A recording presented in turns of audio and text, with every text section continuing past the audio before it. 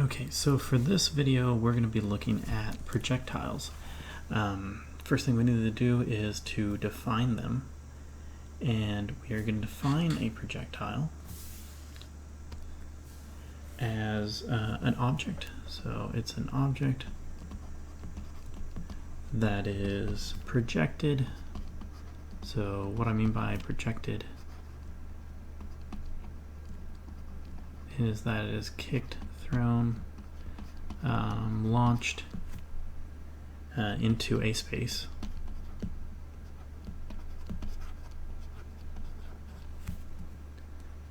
And the only force that's acting on it is gravity. So only gravity determines its trajectory.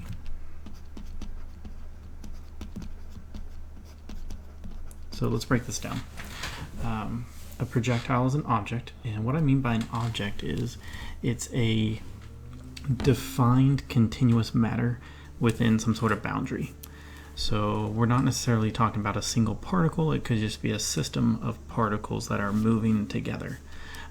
So like a ball, a bullet, anything like that where the matter is bound together.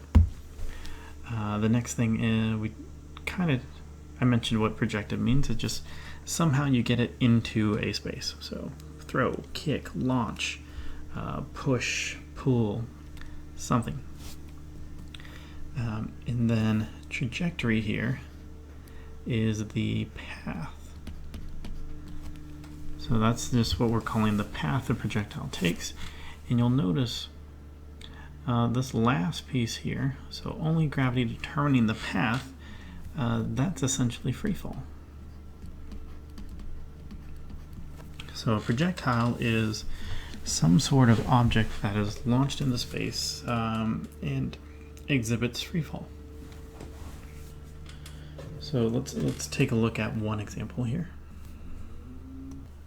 Okay, so I want to use this example here. Imagine you're just at your desk and you have a ball that you decide to roll off the desk.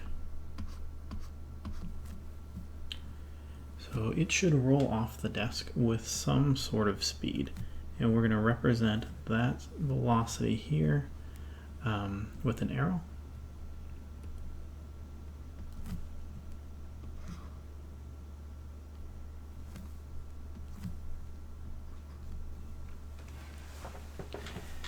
And the moment the ball leaves the table, gravity will act on it.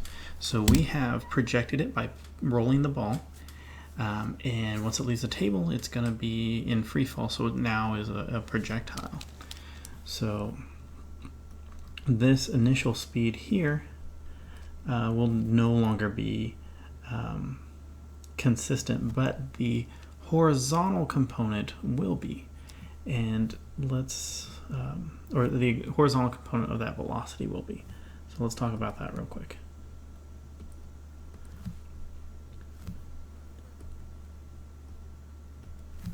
So the ball should drop as it moves forward, so maybe it's right about here.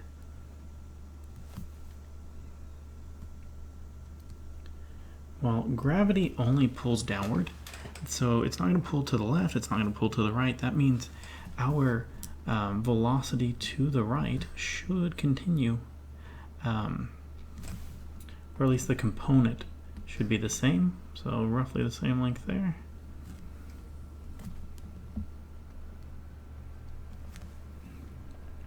But now we've gained some vertical velocity.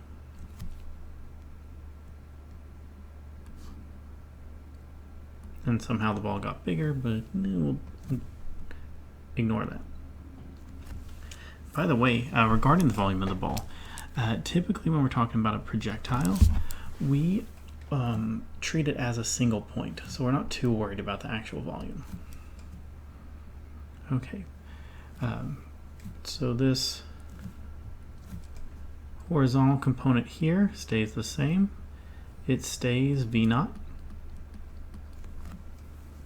However, this y component here is now picking up speed.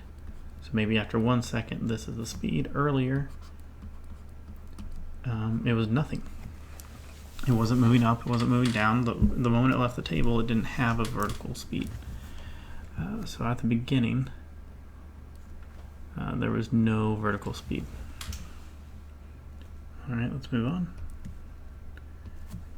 So now it's been picking up speed. It should, in the next time interval, in the next second or so, it should be going further because it's picking up more and more speed. So we need to illustrate that here.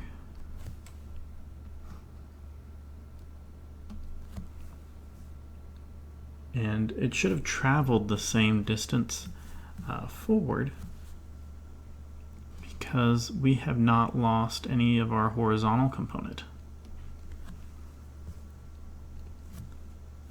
But that vertical component has picked up.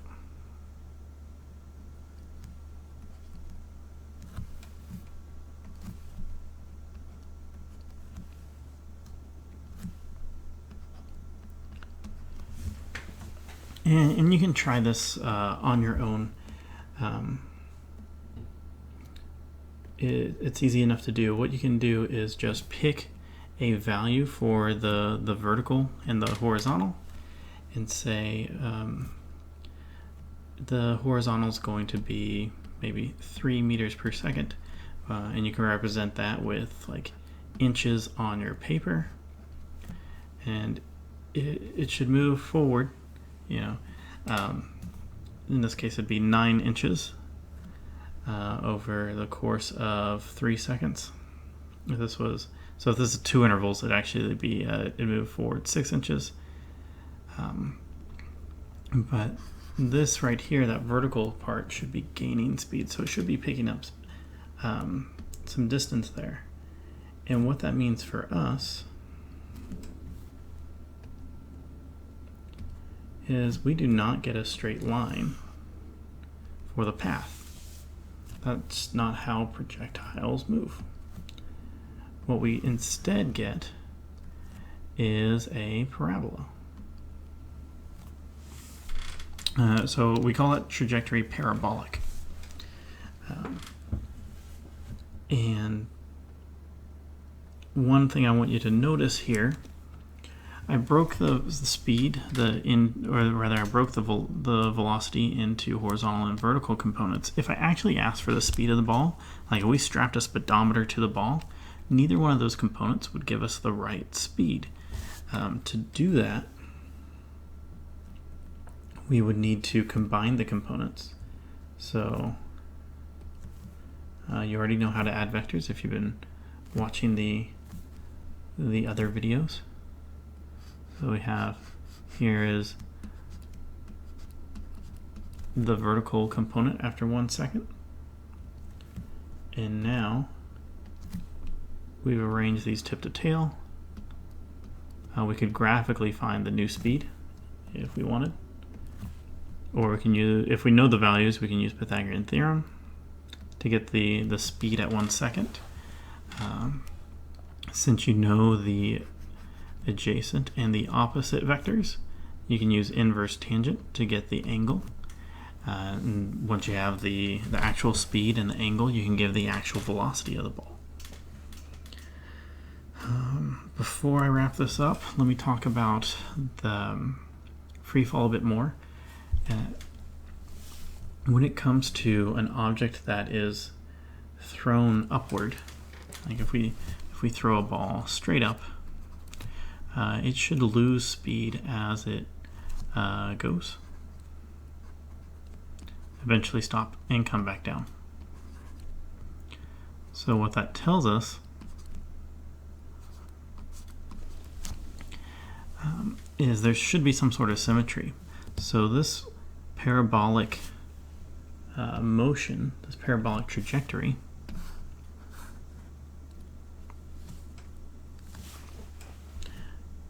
will be symmetrical. The horizontal velocity, that horizontal component, never changes.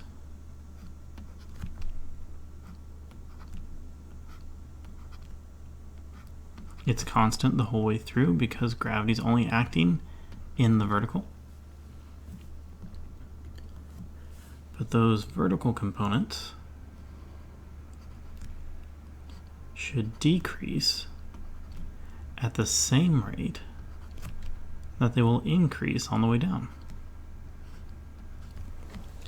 So what we learned with free fall, the whole the time it takes to go up equaling the time it takes to go down, that's true as long as where we launch from is the same height as where the projectile will land. Otherwise, those two aren't true, but that can be helpful. That means if I want the speed at a given height, it doesn't matter if it's going up or going down, the vertical speeds will be the same. The horizontal speeds, the vertical components and the horizontal components will be the same.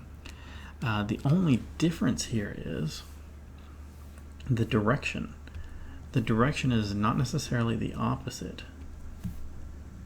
So let me show you. If I add these two vectors together right here, I would get this as my direction. If I add these two vectors together over here, I'd get that as my direction. They are not necessarily opposite to each other. Like this is not opposite to that. Opposites would look something like this. So they're not complete opposites because the horizontal stays the same the whole time. But since it's just the y, the vertical that's flipping, whatever angle this is, so whatever angle above the horizontal on the left, we should have the same angle below the horizontal on the way back down. And that's it for projectiles now. I'll give you some tips on how to solve projectile problems in the next video.